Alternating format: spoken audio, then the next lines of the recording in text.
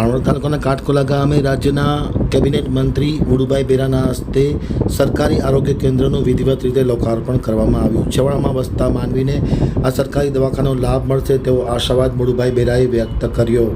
ભાણવડથી મનીષ કેલાણી સાથે અમિત વરુનો એક વિસ્તૃત અહેવાલ. ભાણવડ આમતક ન્યૂઝ બ્યુરોનો વિશેષ અહેવાલ. ભાણવડ તાલુકાના કાટકોલા ગામે લાખોના ખર્ચે આરોગ્ય ભવનનું આજે વિધિવત રીતે લોકાર્પણ કરવામાં આવ્યું. છેલ્લા કેટલાક સમયથી ખાસ કરીને કાટકોલા ખાતે આરોગ્ય કેન્દ્ર તૈયાર થઈ ગયું હતું. આજુબાજુના ગામડાને આ આરોગ્ય કેન્દ્રની વિશેષ સવલત મળે તેવી હેતુ સાથે રાજ્યના કેબિનેટ મંત્રી અને વન પર્યાવરણ મંત્રી મુળુભાઈ બેરાના હસ્તે આજે કાટકોલા ખાતે લાખોના ખર્ચે તૈયાર કરવામાં આવેલ આરોગ્ય ભવનનું વિધિવત રીતે લોકાર્પણ કરવામાં આવ્યું હતું. આ તકે પ્રાસંગિક ઉદ્બોધનમાં મુળુભાઈ બેરાએ પોતાને જણાવ્યું હતું કે કાટકોલા ખાતે આ આરોગ્ય કેન્દ્રનો શુભારંભ થવાથી આજુબાજુના સંખ્યાબંધ ગામડાના લોકોને ઘર આંગણે તબીબી સારવાર વિશેષ મળી રહેશે તે પ્રકારની વ્યવસ્થા કરવામાં આવી છે. પોતાના પ્રાસંગિક ઉદ્બોધનમાં કેબિનેટ મંત્રી મુળુભાઈ બેરાએ એમ પણ કહ્યું હતું કે અગાઉની સરકાર આરોગ્યની કામગીરી માત્ર શહેરો પૂરતી કરતી હતી, પરંતુ જ્યારે મુખ્યમંત્રી ભૂપેન્દ્ર પટેલની સરકાર એ છેવાડાના ગામમાં વસતા લોકોને આરોગ્યની સવલત પોતાના ઘર આંગણે મળી રહે તે માટે ગામડાઓમાં આરોગ્ય કેન્દ્ર શરૂ કરવામાં આવ્યા છે, જેનો સંપૂર્ણ શ્રેય દેશના વડાપ્રધાન નરેન્દ્ર મોદી અને મુખ્યમંત્રી ભૂપેન્દ્ર પટેલના ફાળે જાય છે.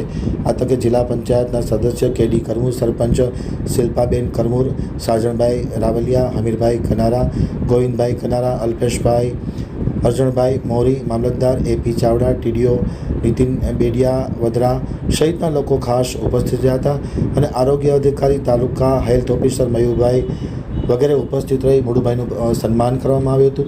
અને ખાસ કરીને સરકાર દ્વારા કાટકોલા ખાતે જે આરોગ્ય કેન્દ્રની સુવિધા આપી છે તે બદલ જિલ્લા મુખ્ય આરોગ્ય અધિકારી, તાલુકા આરોગ્ય અધિકારી અને સૌ પદાધિકારીએ મુખ્યમંત્રીનો અને મુળુભાઈ બેરાનો વિશેષ આભાર વ્યક્ત કર્યો હતો.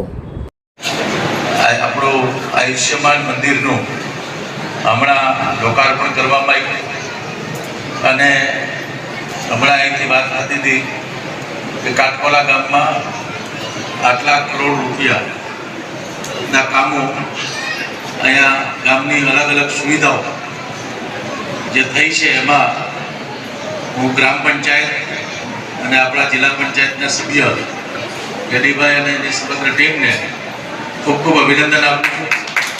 કેમ કે અગાઉ કાટકોલામાં હું આવતો હતો ત્યારે બધા ગામોમાં જેમ કામ મંજૂર થાય એમાં એ થતા હતા. કાટકોલા ખૂબ મોટું ગામ છે, પણ જે વિકાસ થવો જોઈએ એવો થતો નથી. દરેક ગ્રામ પંચાયત જો આ રીતના કામ કરે તો આપણી કેન્દ્રની સરકાર અને રાજ્યની સરકાર એટલી બધી યોજનાઓ લેવી છે કે જેમ શહેરમાં સુવિધાઓ મળે એવી જ રીતે ગામડાને પણ સુવિધા આપવી. અને એટલા જ માટે આપણા આદરણીય વડાપ્રધાન નરેન્દ્રભાઈ મોદી સાહેબ હંમેશા જ્યારે મુખ્યમંત્રી હતા ત્યારે કહેતા કે વર્ષો પહેલા શાસનમાં એવું હતું કે પહેલા નંબર ઉપર શહેર આવે અને ગામને બીજા નંબર ઉપર હતા. આપણો દેશ છે એ આમ ગામડામાં મોટો વસેલો છે. ભારત દેશનો આત્મા ગામડામાં, અને એટલે મોદી સાહેબ કહેતા કે જે રૂરબન ડેવલપમેન્ટની યોજના પંચાયત વિભાગમાં એ મુખ્યમંત્રી હતા ત્યારે જે લેવાતા એનું માત્ર કારણ એટલું જ હતું, એ એમ કહેતા કે આત્મા ગામડાનો સુવિધા શેર છે. અને એના માટે કેન્દ્ર વડાપ્રધાન થયા પછી પણ અનેક યોજનાઓ લેવા. દાખલા તરીકે નાણાપંચની યોજના, એ નાણાપંચની યોજનામાંથી પહેલાં શરૂઆતમાં જ્યારે પહેલી વાર વડાપ્રધાન બન્યા પછી ત્યારે મોદી સાહેબે ગામમાં બધા જ પૈસા એને ગામની વસ્તી પ્રમાણે સીધા પંચાયતને મળે અને પંચાયત છે એની ઈચ્છા થાય એ પ્રમાણે અને ગામની જરૂર હોય એ પ્રમાણે કામ કરે.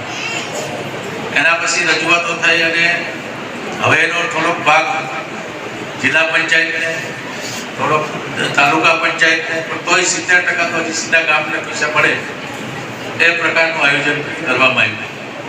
રાજ્ય સરકાર, આપણા ગુજરાતના મુખ્યમંત્રી ભૂપેન્દ્રભાઈ પટેલ સાહેબ હંમેશા એમ કહેતા હોય છે કે આપણે જો શહેરીકરણ અટકાવવું હોય તો ગામડામાં સુવિધા આપવી પડે. અને એટલા માટે સરકારની અનેકવિધ યોજનાઓ, હું તાલુકે બેઠો જિલ્લામાં મિટિંગ લેતો, સમીક્ષા કરતો, હજારો કામોનું પ્રોગ્રેસ ના થતો, કામ તંત્ર વર્ષથી પીડ્યા હોય, એક એક ગ્રામ પંચાયતમાં 50-50 લાખ રૂપિયાના કામ પીડ્યા હોય, પણ કામનો પ્રોગ્રેસ ન થાય. ટીડીઓ નોટિસ આપે સરપંચને, તલાટીને કે તમે કામ ચાલુ કરો તોય ના કરે, અને એને બદલે અહીંયા ઉલટું છે. કાટકોલા ગ્રામ પંચાયતમાં જે કામ આવે છે એ તો કરે જ છે, પણ એનાથી વધારાનું કામ એને આપવાનું મન એટલા માટે થાય કે જિલ્લાનું તંત્ર હોય કે રાજ્ય તાલુકાનું તંત્ર હોય કે અહીંયા કામ આપશો તો કામ ઝડપથી પૂર્ણ કરશો. નાના મોટા પ્રશ્ન દરેક ગામમાં હોવાના.